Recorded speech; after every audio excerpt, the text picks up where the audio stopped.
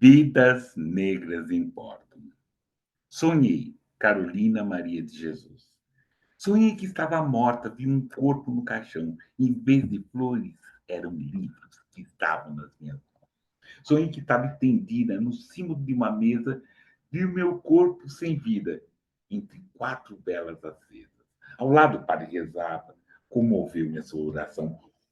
Ao bom Deus ele implorava para me dar salvação, suplicava ao Pai eterno para amenizar meu sofrimento e não me enviar para o inferno, que deve ser um tormento. Ele me deu extrema-unção. Quanta ternura notei. Quando foi fechar o caixão, eu sorri e despertei. Salve! Meu nome é Plínio Camilo. E hoje eu tenho o prazer, né, de apresentar Nota de Escurecimento de Gerações, né? E ofereço essa conversa para o Gabriel Messias, a Chara Leisa, Marta Santana e a prima querida Nilza Camilo. E hoje eu tenho o prazer de conversar com a Ana Carla. Ana Carla, muito obrigado com a sua gentileza, sua paciência de estar aqui conversando com a gente. Muito obrigado. Olá, eu que agradeço o convite para participar aqui da conversa, do bate-papo, um pouquinho sobre escritas. Não, e principalmente, querido, eu quero a gentileza, porque assim, não foi fácil, estão chegando, vendo, mas eu cometi um montão de coisa, tarefas, a tecnologia nos aproxima e também dá umas estranhamentos, e teve alguns estranhamentos, e a Ana Carla teve a paciência e está tendo a paciência de esperar. Ana, se apresente, por gentileza. Tá ótimo. Então, eu sou Ana Carla Alberto da Silva, eu sou bióloga, né, de formação, licenciada em biologia pela UERJ, mas o Polo de São Gonçalo, que é a Universidade de Formação de Professores, tem o campus aqui em São Gonçalo, no Rio de Janeiro. E eu sou mestre em ciências, né? Ciências veterinárias e doutora também em ciências veterinárias pela Universidade Rural do Rio de Janeiro, aqui também em parceria com a Fiocruz. E tenho mestrado em fitoparasitologia, né? Pela Universidade de Jaén, na Espanha. Então, até quando ele me chamou, né, para falar sobre escrita, eu fiquei assim, meu Deus, mas a minha escrita majoritariamente é uma escrita mais científica, né, mais acadêmica, e aí tem determinados rigores, é uma escrita mais, acho que do ponto de vista quadrada, mais para um público específico e tal. Apesar de ultimamente eu ter me aventurado, digamos assim, mais, né, para escrever outras coisas, já me chamaram para participar de alguns livros e tal. Mas eu acho que muito pela minha formação, é, eu acabei aprimorando, digamos assim, uma escrita mais acadêmica, que foi também difícil, né, para ser aprimorada, né, porque não é uma escrita que no nosso dia a dia a gente tem costume, né, enfim, mas foi modificando aí ao longo do tempo. Então, essa é mais ou menos a minha formação aí. Então, Ana, eu quero falar da escrita ou dessa escrita literária, né, que você está se aventurando, vamos falar. Mas nos interessa também essa sua trajetória. Biologia, essa fito, por quê? Qual a trilha que a Ana Carla caminhou para chegar até aí? E como foi? En- Então, né, eu sou moradora, né, mesmo de São Gonçalo, nascida e criada aqui em São Gonçalo, é, e eu sou estudante da rede pública desde sempre, né? Então, sempre estudei na rede pública de São Gonçalo. E durante o ensino médio, eu tive muitos bons professores, e eu acho que os melhores que eu tinha eram os de biologia, né? Então, eu acho que era uma área que eu me aproximava muito, e acho que diariamente os professores eram as pessoas que eu tinha um contato de nível superior, né? Então, diariamente, eu venho de uma família no qual eu fui a primeira, por exemplo, a ingressar em uma universidade, né? Numa universidade pública. Então, eu sou a primeira da minha família a ser doutora, então tem muito dessa geração, né? Eu parto dessa geração daqueles estudantes que foram os primeiros, né? Ingressei pela política de cotas na universidade, que foi a primeira a implementar a política de cotas no Brasil. Então, tem muitos fatores, né? E aí, os professores de biologia eram o que eu mais. Era uma área que eu gostava, que eu me interessava. Eu falei, olha, eu acho que é o que eu queria ser. Eu acho que eu tinha muito medo, né, de me arrepender durante a faculdade e voltar a ter que prestar vestibular de novo, estudar. Eu sou da época de que o Enem não tinha nem essa força toda que hoje, né? Hoje o Enem vale para todas as universidades federais, né? Na minha época, não. Cada universidade tinha o seu vestibular. Então, eu lembro que eu fiz da UERJ, da UFRJ, da Unirio, da Rural. Eu fiz umas 8 provas, né, de todas as universidades públicas do Rio de Janeiro, na época. E todas elas eu tentei biologia, né? O Enem, na época, ele só valia para bolsa para algumas universidades privadas. Não tinha esse peso que hoje em dia tem o Enem, né? Isso foi em 2009, meu Deus. Então tem bastante tempo aí. E aí foi isso, foram os meus professores de biologia que me inspiraram a escolher essa carreira, né? Eu acho que eram as pessoas mais próximas, assim, que eu admirava. Eu falei, pô, eu acho que eu vou gostar. E aí, de fato, deu super certo, né? Eu não me arrependi. Fui muito feliz durante o curso, né? Eu tentei, passei, entrei na UERJ daqui de São Gonçalo. E aí, durante a universidade, eu fiz um intercâmbio na Espanha. Então, eu estudei um ano na Espanha pela Bolsa do Governo para fazer um ano, né, da universidade lá fora. Foi muito legal. Então, assim, a universidade, eu falo que me abriram muitas portas, né? Hoje em dia, eu dou aula também, sou professora do ensino médio, e eu até falo muito com os meus alunos que, apesar de muitos deles serem de famílias até que têm uma certa condição financeira, muitos deles não pensam, né? Vem uma geração que eu acho que não pensa tanto na faculdade, no estudo, como uma possibilidade.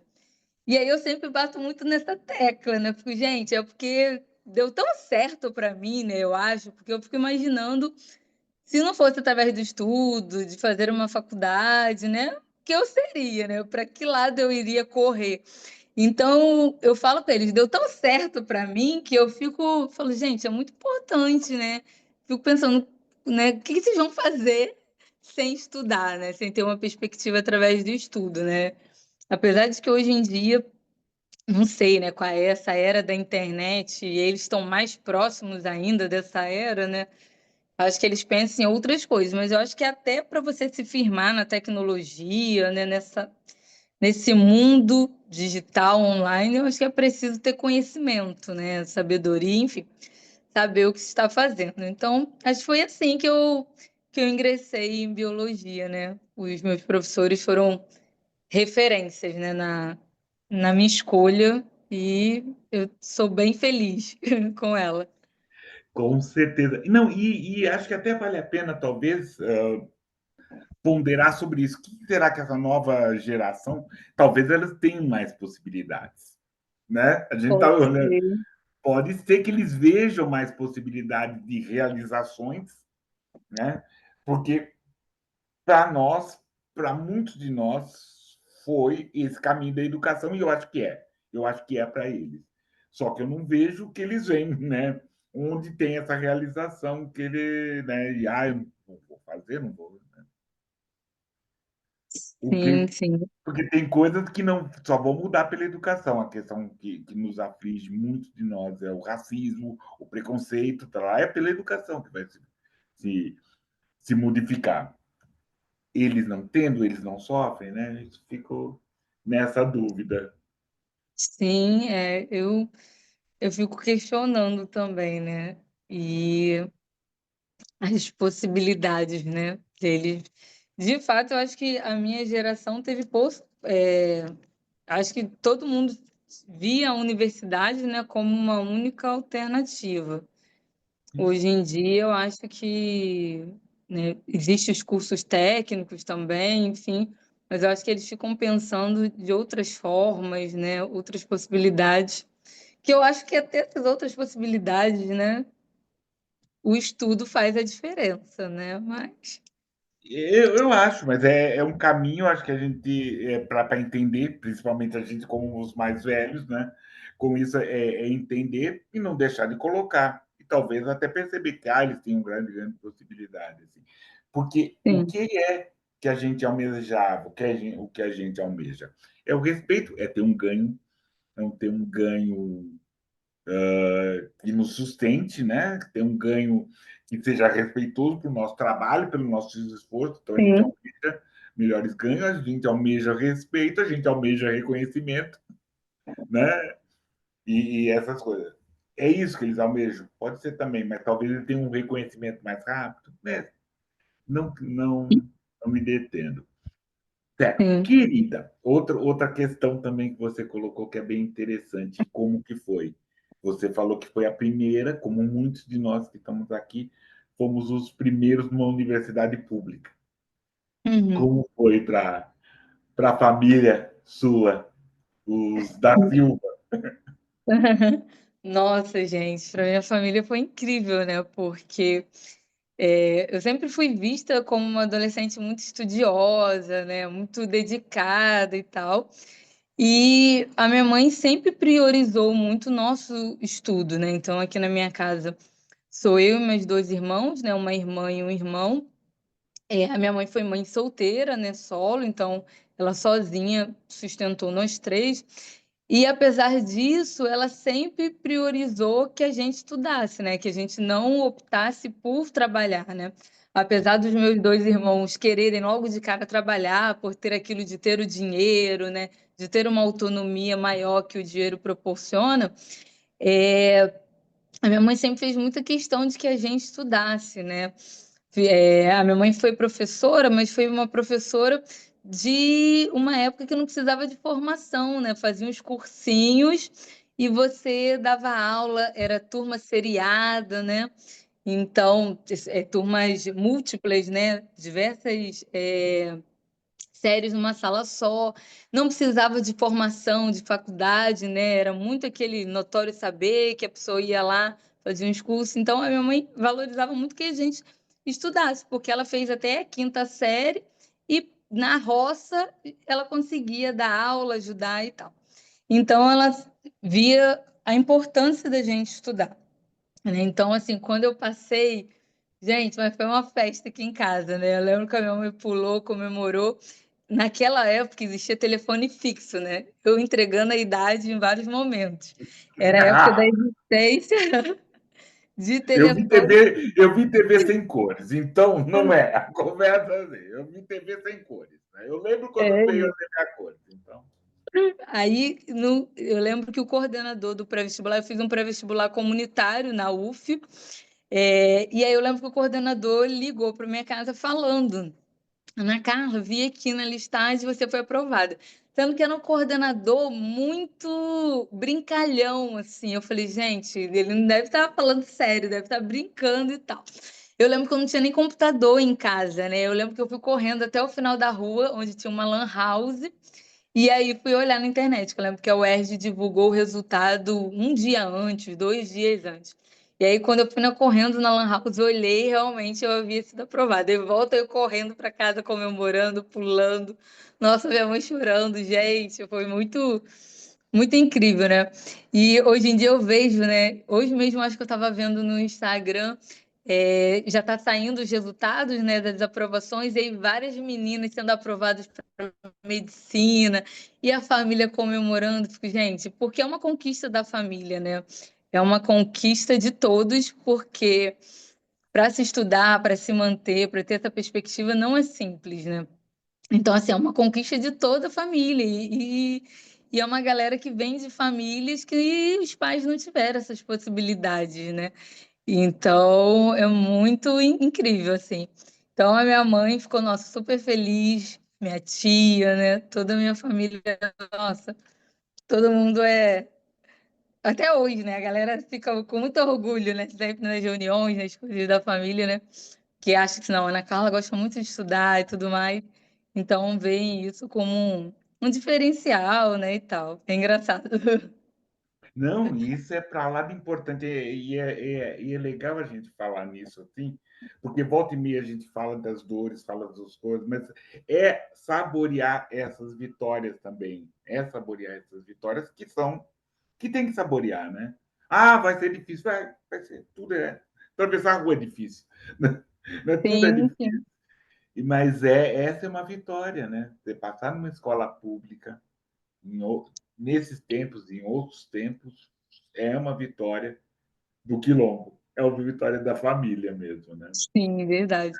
E assim, engraçado, né, que eu fico pensando, a minha avó não sabia ler, né, nem escrever. E aí eu fico, gente, ela tem uma neta, né, que é doutora. Eu fico, gente, que incrível, né? Porque vem de todo uma base que lutou muito para eu chegar onde eu cheguei, né? Então, o que eu consegui, né, não é por acaso. Muitos não tiveram esse acesso, mas foram fundamentais para que eu conseguisse, né? Então, eu venho de uma geração de mulheres, né, que eu falo muito forte, né, com a minha família. E isso, né, eu sempre vejo, e aí eu também não gosto, apesar de saber que existe, né, é, diversas problemáticas, questões, sofrimentos das mulheres negras, mas eu não quero partir e nem moldar a minha vida nisso, né? Eu quero partir e moldar a minha vida de mulher negra feliz, porque parece que a gente sempre quer colocar a mulher negra muitas vezes num local de dificuldade, de sofrimento, e não que muitos não estejam, não passem por isso. Mas quando uma mulher negra é feliz, conquista suas coisas, isso é uma vitória, né? Então, é um ato de resistência, né? Você ter uma mulher negra nesse papel, assumindo um espaço que ela deseja estar, tendo a possibilidade de estar alegre, de ter conquistas, né? Então, é um diferencial. E eu tenho visto cada vez mais mulheres negras assumindo esses papéis, né? E é muito bom, né? É muito bom, né? Que saber que a gente tem saído desse lugar de sofrimento e só de dores, né? Não, e principalmente de estar falando, por isso é interessante a gente estar falando com a Ana Carla, que é isso, né? Esse momento de superação, que tem tudo isso, mas também a gente falar. Porque, Ana, só falando um pouco da literatura negra, é uma branca reclamação que se tem que a gente só fala de algumas coisas, somos monotemáticos. Não, a gente fala de tudo. A gente vai Sim. e fala de tudo, e fala de coisa, e fala de alegrias, e fala disso, e traz isso, traz essas conquistas mesmo. Assim. Só que também não pode negar, né? E como você falou, são mulheres fortes, né? Que mostra quanto um apoio de outra, quanto a gente é sonho dos nossos avós, né? Sim, sim. Isso é bem interessante, bem interessante. E isso tudo, como dá nessa sua escrita literária? Depois a gente vai falar dessa escrita acadêmica, mas isso como acontece nessa agora que você está né, sendo convidado nessa escrita literária? Como isso acontece? Essas histórias, essa alegria.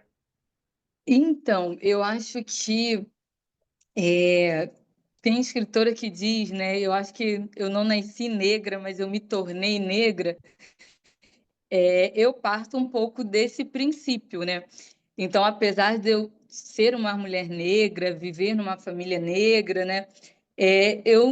Dentro da minha casa, a gente não tinha muitas discussões de questões raciais, do que era ser uma menina negra na escola, do que era ser uma menina negra na universidade, né? A minha família não vem de famílias de que participavam de coletivos, de grupos negros, não vem. Eu tenho amigas, né, que hoje em dia eu conheço, desde pequenas elas foram conhecer a história, uma história diferente, né? Não a história única da escola, da escravidão. Elas tiveram acesso porque a família dela participava de movimento negro e tudo mais. Eu não vim de uma família assim. Então, foi muito ao longo do tempo que eu fui perceber o que era ser uma mulher negra na sociedade, né? Muitas vezes depois de adulta é que eu fui reconhecer diversas questões e momentos da adolescência que eu sofri racismo e que naquela época eu nem aquilo não me sinalizava como racismo, né?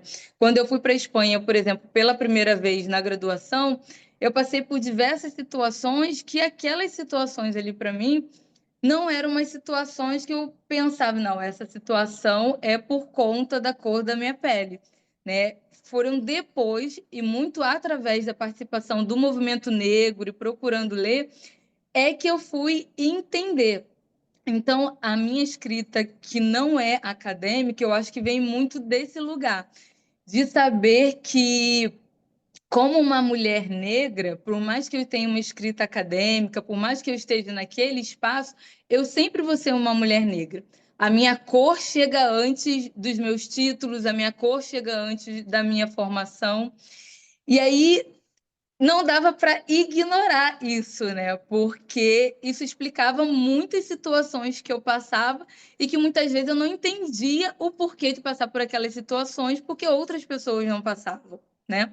Então, eu acho que a minha escrita, a partir fora da academia, surgiu muito dessa necessidade e dessa participação maior que eu comecei a ter dentro do movimento negro, e aí procurar buscar a conhecer a nossa história, entender, né? Para você ter noção, no início, quando eu era adolescente, eu me inscrevi de cotas raciais para cotas raciais, mas eu tinha vários questionamentos sobre as cotas raciais, por exemplo, né? Porque era uma época que as pessoas questionavam muito, né? Ah, mas não tem por que ter cotas raciais, né? O negro não é burro, todos são iguais. E aí, muito sem conhecimento, muitas vezes eu embarcava naquilo. Falei, gente, realmente, eu estudo tanto, eu sou inteligente, daria para passar também, como eu passei também pela ampla concorrência, né? Fui a primeira de cotas e a terceira em ampla concorrência. Mas, assim, é mais que isso, né? E aí, ao longo do tempo, é que eu fui conhecendo, lendo e entendendo, né? A questão que não é uma questão só de classe, que é uma questão de raça, que é uma questão de gênero, né? Então, eu fui me tornando negra, ao longo do tempo eu fui me tornando uma mulher negra e eu ainda estou nesse processo, né, de formação. Então, essa minha escrita, eu acho que vem muito desse lugar, né, desse descobrimento que eu fui fazendo, né? E aí os convites foram surgindo muito disso. Eu, desde da faculdade, eu fui convidada, eu fiz um estágio na Fiocruz, né? Então, a minha orientadora de mestrado, doutorado, ela é da Fiocruz. E na Fiocruz é um ambiente extremamente branco, extremamente elitizado, né? Uma instituição. E lá dentro, por exemplo, foi aonde eu conheci um coletivo, né? Um coletivo negro da Fiocruz que estava começando a se estruturar, né, a debater as questões, entender muito dessas questões. E aí, a partir dali, a gente escreveu um artigo, até para a revista África e Africanidades, sobre o Joaquim Venâncio, que existe uma escola politécnica na Fiocruz, né, que é a Escola Politécnica Joaquim Venâncio, e muitas vezes as pessoas não sabem que era o Joaquim Venâncio. E a gente veio discutir e falar sobre esse apagamento do Joaquim Venâncio, que foi um técnico da Fiocruz, e que muitas vezes as pessoas não sabem que ele é negro, né? A própria escola politécnica faz muito esse trabalho de resgatar a história dele com os alunos, né? E o quanto ele foi fundamental para diversas pesquisas na Fiocruz e que o nome dele não aparece nos artigos, por exemplo, né? Então, discutir isso, como que a pessoa contribui tanto e o nome dela não aparece nos artigos. Então, a gente a partir daí foi pensando, né, dentro da academia, dentro do ambiente acadêmico, porque ele foi apagado também. Então, a partir daí eu tive participação, eu e a Bárbara também do Coletivo Negro da Fiocruz, escrevemos esse artigo. Depois disso, a Sandra Coleman, que tem uma coleção de livros, me convidou também para escrever um capítulo do último livro dela, que é Merendas e Afetos, que eu escrevi um capítulo falando, né? A gente falou sobre pessoas do ambiente escolar que não são professores nem direção, mas que são meio apagados, né? Como merendeiras, o tio da limpeza, o inspetor, e trazer o protagonismo e a importância dessas pessoas como educadores, porque estão no ambiente escolar e são educadores também, né? Então a Sandra me convidou para escrever, e aí eu fui escrevi também. A Sandra, nossa, ficou muito bom a escrita, e aí todo mundo elogiando. Falei, meu Deus, né? Que bom, porque é uma escrita muito mais acessível, né, ao público. A gente escreve em português, né? Na academia a gente escreve em inglês, né? Enfim. Então, foi muito legal. Depois disso, a Eloa, do Coletivo Negro da Fiocruz, eu fui fazer um trabalho na Costa Rica com tartarugas, né? Monitoramento de tartarugas na Costa Rica. E aí eu postava algumas coisas que eu fazia lá, do trabalho com as tartarugas, do monitoramento. Ela, Ana, escreve um artigo para gente, né, em português, para botar no blog, falando sobre o seu trabalho com as tartarugas, como funciona, mas assim, de maneira leve, né, para garotada nova. E aí eu escrevi também, falando sobre a minha experiência de trabalhar com tartarugas na Costa Rica, as diferenças que eu encontrei de lá para o Brasil, questões sociais, como se fosse um diário daquele meu trabalho.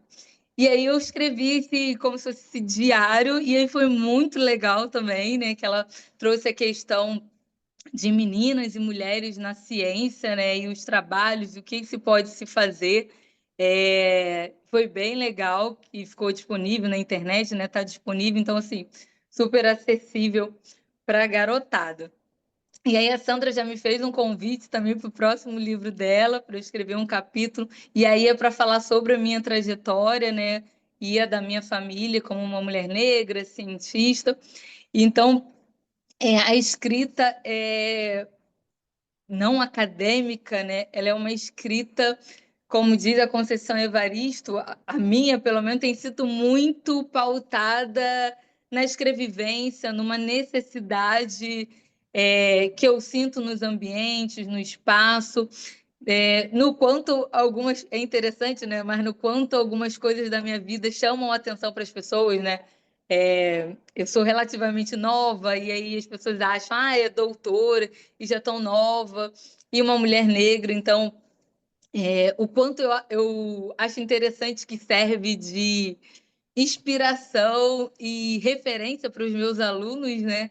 Eu acho incrível o quanto eles ficam encantados quando por exemplo, né, eu dou aula sobre biomas, aí ano passado na aula sobre biomas eu coloquei umas fotos do Marrocos, né, que durante o tempo que eu estava na Espanha eu fui ao Marrocos. E aí eu coloquei do deserto, eu fui falar o deserto e coloquei umas fotos. E eles ficaram encantados, né? Porque, tipo, professora, eu nunca saí de São Gonçalo. Eu falei, mas eu, quando tinha a sua idade, 15, 16 anos, eu também nunca havia saído de São Gonçalo, né? Eu nunca tinha ido nem para outro estado, né? Então, assim, para eles terem essa noção que da idade deles, eu era que nem eles sentado ali naquele local, né? E por isso que eu bato muito na tecla, né? A educação, através dos estudos, é que me possibilitou estar nesses lugares, porque eu não venho de famílias que todo ano viajavam para fora do país, né? 15 anos ganhava de presente dos pais uma viagem para Disney. Eu não venho de uma família que tinha essa situação para isso. Então, essas possibilidades só foram possíveis através do estudo.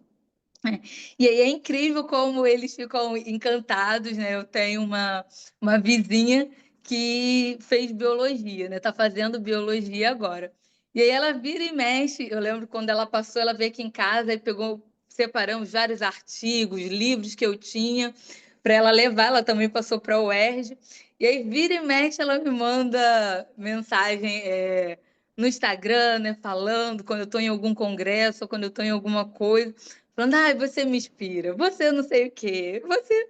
E é incrível, né? Muito legal essa percepção, né? Saber que a gente é uma referência boa, é uma referência positiva, né? De, de que a gente consegue, de que é difícil. Eu ainda não estou onde eu gostaria, mas saber que eu estou caminhando, né? E que eles também podem ir caminhando para a realização dos sonhos deles.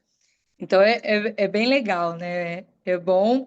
E eu acho que a minha escrita fora acadêmico, eu acho que surgiu disso, né? De tornar-me negra, né? Tornar-me uma mulher negra, né?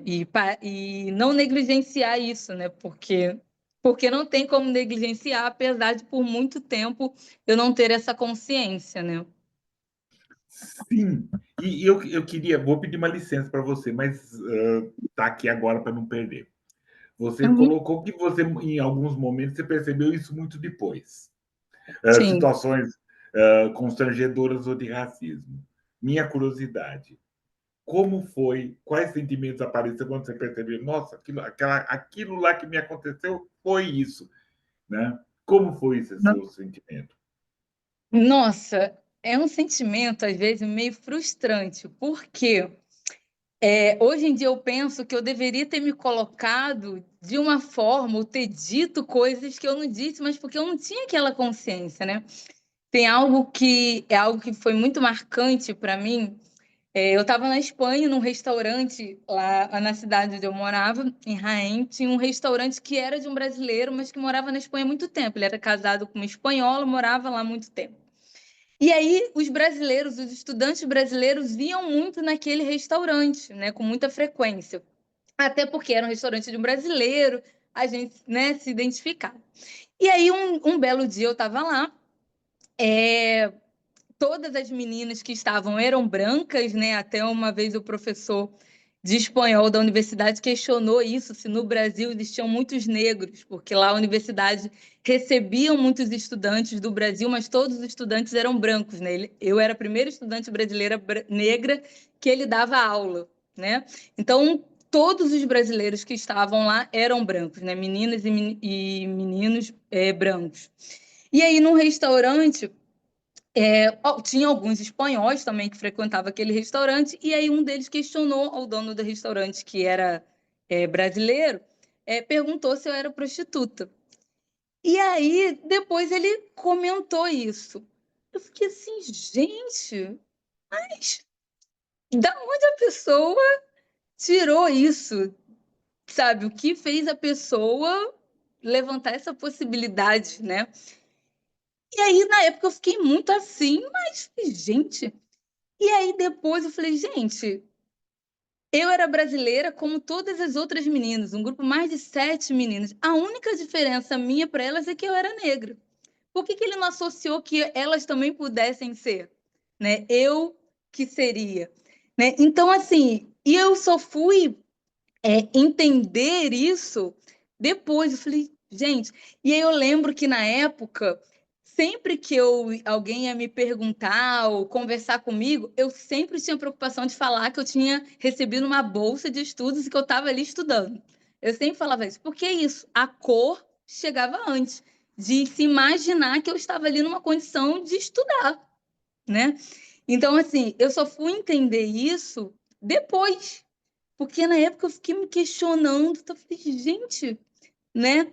E aí depois, e eu pensei que, tipo assim, eu poderia ter tido uma fala, né? Poderia ter falado e tal, e eu, né? Então, assim, entre outras coisas, né? De tratamento de professores, né? Já tem uma questão muito forte que eles têm de xenofobia mesmo, né? Com brasileiros e com mulheres brasileiras, né? Uma hipersexualização, né? E tal. E então, posicionamentos que muitas vezes a gente deixa passar, né? E aí eu acho que muito da minha criação eu sempre fui aquela menina muito criada para ser muito bem educada, né? Para respeitar as pessoas, né? Para, né? Aquilo tudo. E aí, nem sempre hoje em dia eu percebo que a gente pode ser assim. Às vezes a gente pode, com muita educação, se impor, que a gente pode, com muita educação, botar os nossos limites, né? E aí é algo, coisas que eu fui construindo e estou no processo de construção.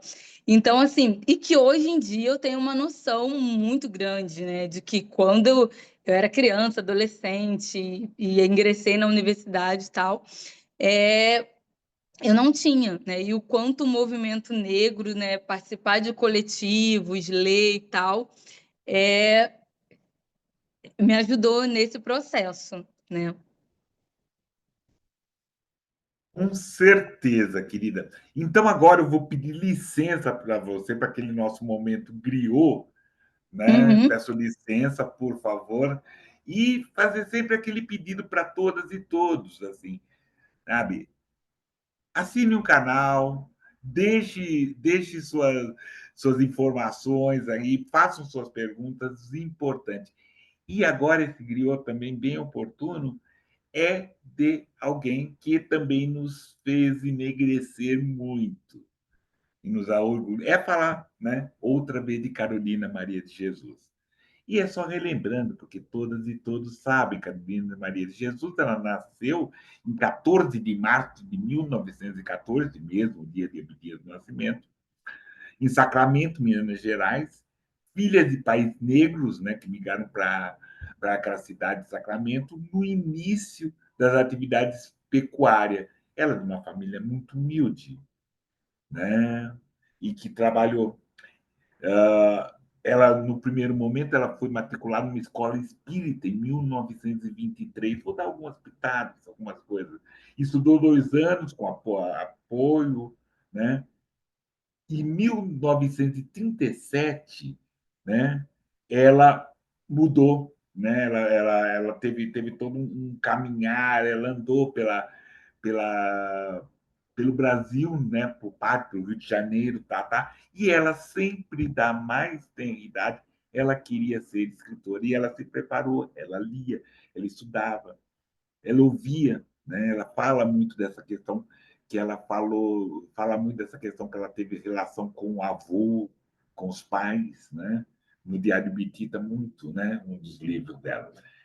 E ela descobriu, isso interessante, ela sempre queria ser escritora. E ela aproveitou uma oportunidade com um jornalista, Aldalho Dantas, e aí a gente volta a falar, estava lá na favela do Canindé e ela mostrou todas as suas obras. Aldalho Dantas percebeu como era importante, como era valioso essa obra, e conseguiu fazer uma publicação numa revista Cruzeiro e logo depois também publicou esse livro de forma completa. Foi muito importante.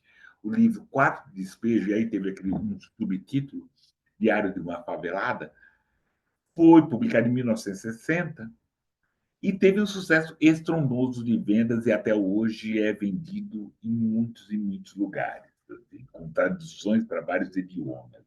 Além disso, outros livros que ela fez foi Causa de Alvenaria, Pedaços, Provérbios, mas foram muito potentes também, que falam dessa mulher, dessa escritora negra. Porque o Diário de uma. Desculpa, Quarto Despejo é bem interessante, porque não é somente um relato. Ali tem a Carolina escritora, tem a Carolina personagem e a Carolina narradora. É bem interessante.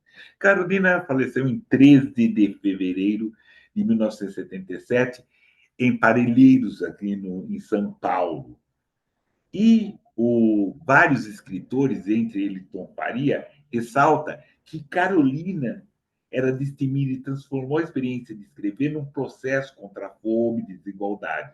Sua obra expressou indignação social e crítica aos problemas políticos do Brasil, sendo reconhecida não apenas como escritora, mas também como uma figura de resistência, uma figura de insistência, né? É muito interessante os dois, né? Esse trabalho. Ela teve problemas com a censura, isso é interessante, desculpa, com a ditadura, ela teve, e até ela tem uma das frases que ela falou em Portugal, que é próprio dos ditadores não gostar da verdade dos negros. Ela comentou a respeito da censura do livro Quarto Despejo teve em Portugal. Também, né, conhecido. E é interessante porque o livro dela ficou proibido por muito tempo, por vários países de língua portuguesa, e aí depois, que aí esse ano está fazendo 50 anos das, das liberações dos países africanos, onde foram publicados o Quarto Espelho. No primeiro momento, ele não foi. Em alguns lugares, assim, a obra só foi assim agora nesse século, né? Além dela, além de outros momentos que Carolina sofreu, ela participava de um filme, participou de um filme alemão, O Despertar de um Sonho. E foi um olhar, né, de uma diretora alemã. Esse livro, esse curta, né, ele foi proibido. Ele foi proibido, os ditadores entraram em contato com os governantes alemães e esse vídeo foi proibido, agora você consegue ver na internet. Então, é bem interessante, é bem necessário a gente voltar e perceber esses estudos, né? A importância de Carolina, porque a partir dela, como Ana é um exemplo, Ana é um exemplo, Ana é um exemplo para várias escritoras, que não era só ser escritora, mas como ser uma mulher preta. Ela também é uma mulher preta, mãe solo, como muitas são, né? E fazendo um trabalho interessante e importante. E é isso, Ana. Por gentileza, querida, continue. Nossa, eu não sabia que ela tinha tipo um curta, né? Um filme sobre ela, sobre a Maria Carolina de Jesus.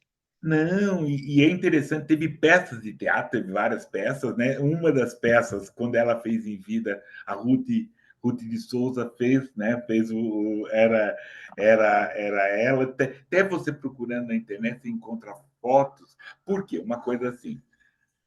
E aí eu tentei respeitar, tá? E você sabe o que é isso. Maria Carolina de Jesus, ela não gostava de tirar fotos com lenço. Porque você Uhum, sabe, na casa de preto, o que significa o lenço. Ela não sim. gostava. Mas aí havia toda a insistência em todo lugar da questão do usar o lenço. Ela não gosta. E você vê que Hum, muitas representações desatentas colocam ela com a questão do lenço. Tá, eu até coloco, mas vamos sim. colocar ela mais assim. Porque a gente sabe quão é importante esse nosso cabelo. Né? Sim. E como um lenço para mulher que está num trabalho, tá lá, não é enfeite. Não estou falando que seja turbante. É aquele lenço para você não sujar, não cair poeira, aquelas outras coisas. E ela Sim. não gostava. E ela não Hum, gostava. Então, essa questão. E ela tinha uma posição contra o regime, contra a ditadura naquele momento. E eu não sou um expert em Carolina, sou apenas um admirador. E ela uhum, falava todas, ela tinha todas, né? Era alguém que se posicionou. Então, a partir do momento do quarto despejo, a ditadura, os meios de comunicação começaram a deixá-la de lado. E nossa. até agora você vê algumas críticas, né? E que aqui que a gente tem que prestar atenção, né? Tem que ter esse olhar atento. Aí você está procurando Carolina e meia. Ela morreu pobre. Calma. Caixão tem gaveta? Não, um caixão não tem gaveta. O que é isso de dizer que ela morreu pobre? Por quê? Uhum, Né? Clarice Lispector, então, Maria Colassante morreu, sabe? O que é isso? Por que Carolina morreu pobre? Né? Outra sim. questão.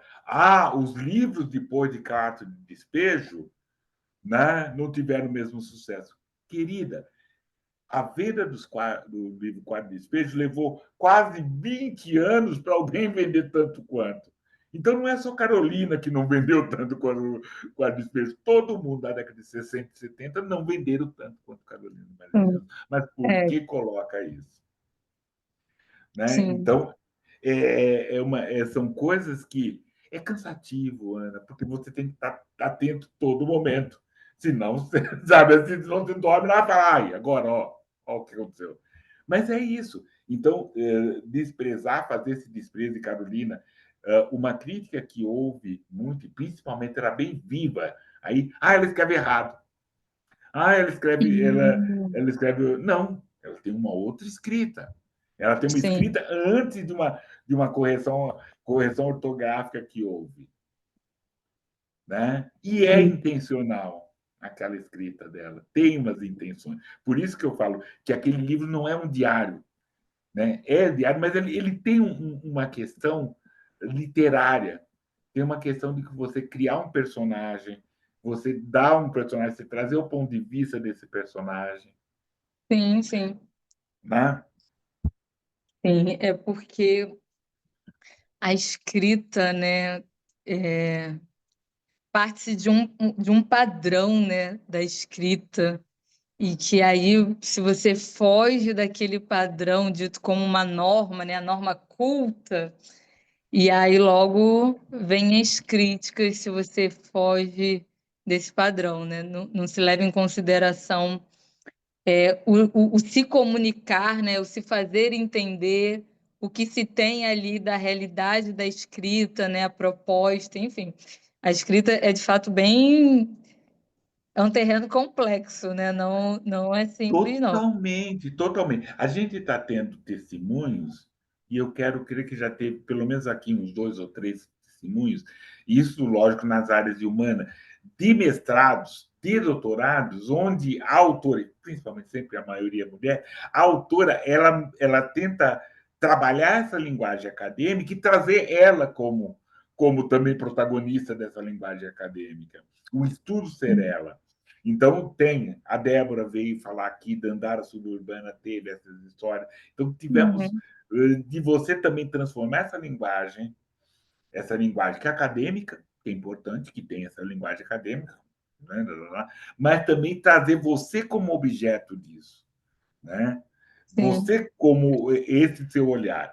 E foi graças a pretos e pretas que conseguiram entrar na faculdade desde sempre, que aí fomos estudar, Carolina de Jesus foi estudada, Conceição Evaristo foi estudada, essas coisas. Então, isso são sim.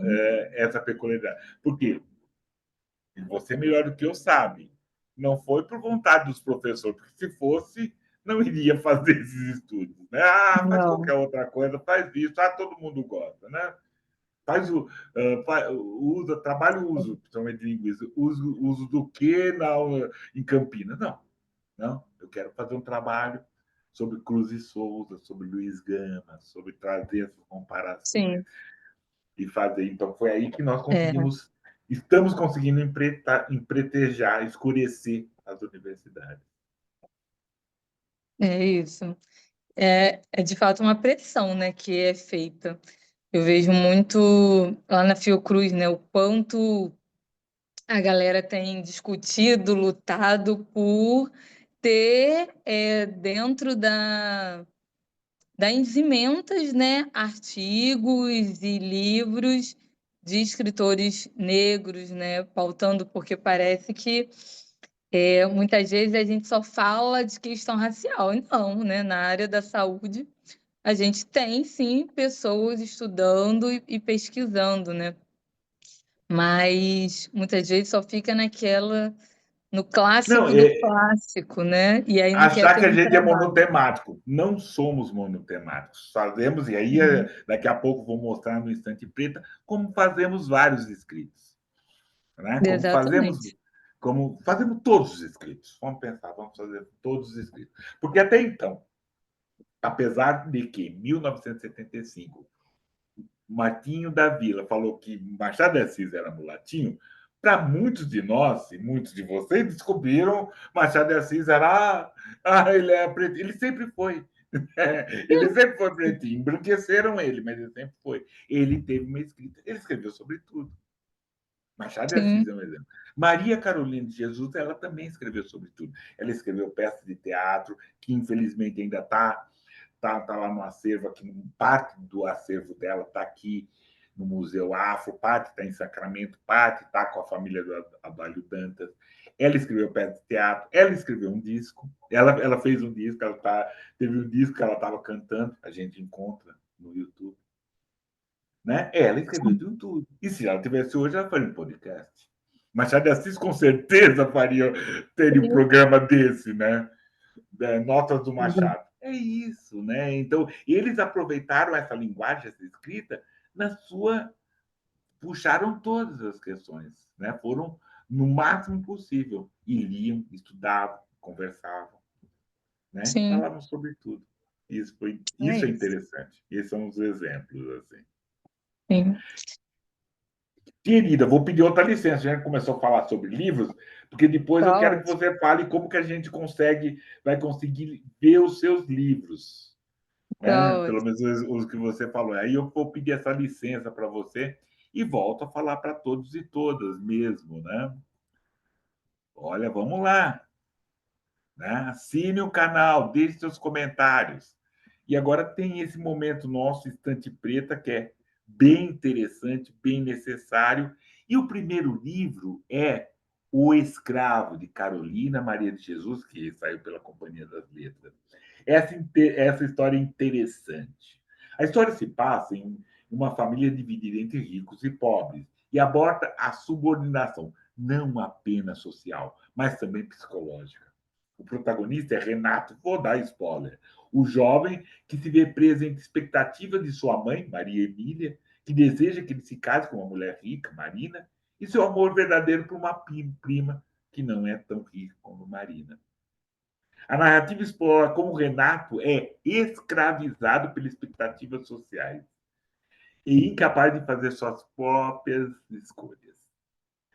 Né? Ela utiliza isso, né, essas diferentes formas de escrever sobre escravidão, né, para mostrar, trazer esse ponto de vista. É uma outra discussão. Nós escrevemos sobre tudo. O Escravo, Carolina Maria de Jesus, Companhia das Letras. O outro é Reflexo, de Arielle Santos, editora Penalux. Né? Essa coleção de contos, escrita por Arielle, é dividido entre três partes, né? A dor que atravessa o Bantu e a energia da vida viva. A obra aborda dor, família, amizade, trazendo esse olhar também, um outro olhar da de uma mulher negra, um olhar negro de uma mulher negra. Isso é interessante, que somos negros, esse é um ponto, mas não somos iguais. E esse não ser iguais é muito, não sermos iguais é muito interessante, porque temos perspectivas iguais e não deixamos de ter perspectiva desse olhar negro que nós temos. Então é interessante esse livro, que também fala sobre violência, racismo. Reflexos. Arielle Santos, editora Penalux. E, por final, hoje, dessa feira, Mata Doce, de Luciane Aparecida, editora Alfaguara. Mata é o primeiro romance da Luciane, né? A história se passa no sertão baiano e segue a trajetória de Maria Teresa, também conhecida como Filhinha Mata-Boi, que vive entre mães adotivas, a professora Marina e a travesti Tuninha, em um casarão em Mata Doce. A narrativa é rica de personagens memoráveis, é muito interessante. Ela explora desde essa questão racial, desde essa questão familiar, até conflitos da terra, tragédias, né? Rixas familiares. Vale muito a pena. Esse livro está sendo bem comentado e lido. Luciane Aparecida, Mata Doce, romance. E é isso. E é isso, querida. Estamos agora nesses nossos momentos finais, né? Quero agora que você fale do seu livro, por favor. Como a gente pode adquiri-los? Onde? Quando? Como? Então, o livro que eu tenho participação, Memórias e Afetos, no sábado agora, até aqui no Rio de Janeiro, no Sesc de Ramos, nós vamos ter mais um lançamento de 2 às 4 da tarde. Quem quiser mais informações pode até me seguir lá no Instagram, é Ana com 2 N's, Carla com C, Alberto da Silva. Tem lá também que vamos ter esse lançamento, é pela editora África e Africanidades. Então, vocês podem comprar pela internet, chega em casa direitinho.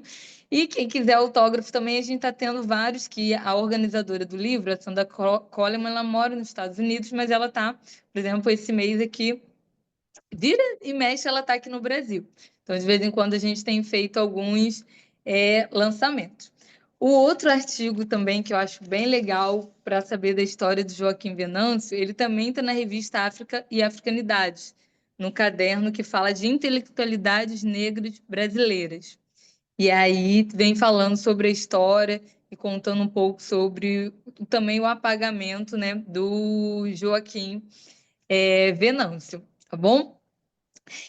Os artigos científicos em si, como eu falei, sou bióloga de formação, né? E aí tem alguns artigos. Eu trabalho com parasitologia, dois parasitos em especial, né? Um que causa o que a gente chama de esquistossomose, ou barriga d'água, ou doença do caramujo, né? E um outro que causa um tipo de meningite, que é a meningite eosinofílica, que ultimamente no Brasil tem sido extremamente debatido, porque até 2007 nós só tínhamos dois tipos de meningite no Brasil.